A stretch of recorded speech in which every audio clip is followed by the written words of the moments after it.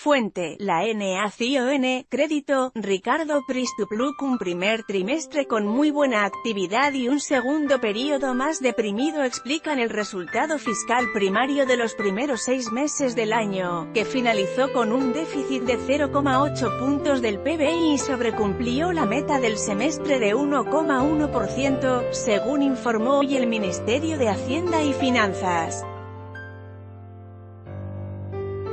¿Cuál fue el mensaje de Nicolás Dujoven en su anuncio sobre el resultado fiscal del primer semestre? 12:50 Video en conferencia de prensa, Nicolás Dujoven anunció lo que podría ser la única buena noticia del gobierno. En las últimas semanas, el déficit primario en el primer semestre se ubicó en $105.825 millones, menor a los $148.000 millones que tenía como meta Hacienda, y ahorró $25.364 millones, equivalentes a 0,2% del PBI. Fuente: la Nación. Crédito: Ricardo Pristupluk. El gobierno tiene como meta fiscal llegar al 2,7% del PBI de déficit primario este año, para luego lograr un ambicioso 1,3% el año próximo, según se acordó con el Fondo Monetario Internacional (FMI). Para 2020, el país tendría que llegar al equilibrio fiscal. El resultado financiero, el déficit primario más los intereses de la deuda, en tanto, mostró una baja del 1,7% interanual y finalizó el primer semestre en un déficit de 1,9% del producto. Fuente: la Nación. Crédito: Ricardo Pristupluk. La baja del déficit en la primera parte del año es explicada por un aumento de los ingresos, que crecieron un 26,3% interanual a $1.195 millones, mientras que el gasto creció 19,3% a $1.300.825, menor que la inflación interanual de 29,5%.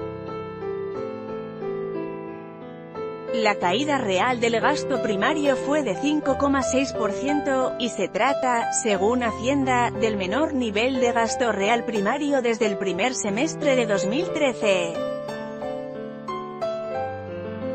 Las caídas mayores en el gasto se dieron en los sectores de vivienda, con una caída interanual de 48,9%, transporte, menos 23,8%, obra pública, menos 19,9%, y agua y alcantarillado, menos 18,3%.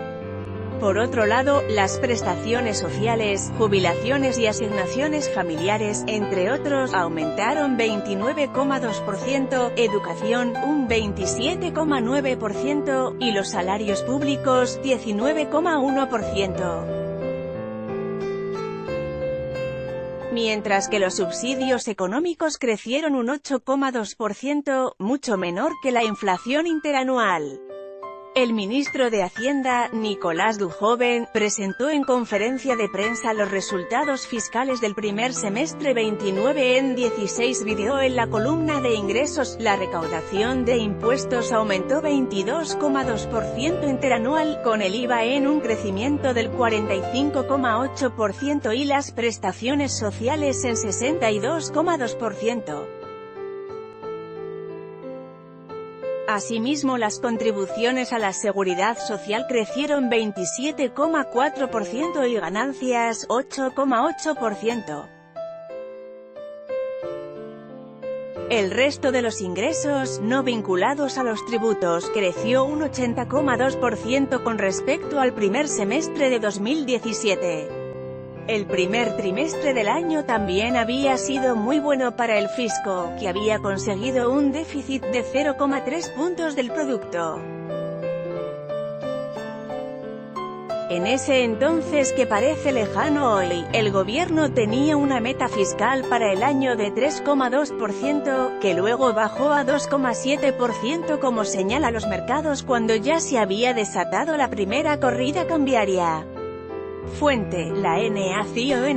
Crédito: Ricardo Pristbrook. La Argentina arrastra un problema fiscal desde hace décadas que nos ha puesto en una situación de debilidad que se manifestó con una economía muy volátil, baja productividad y alta inflación.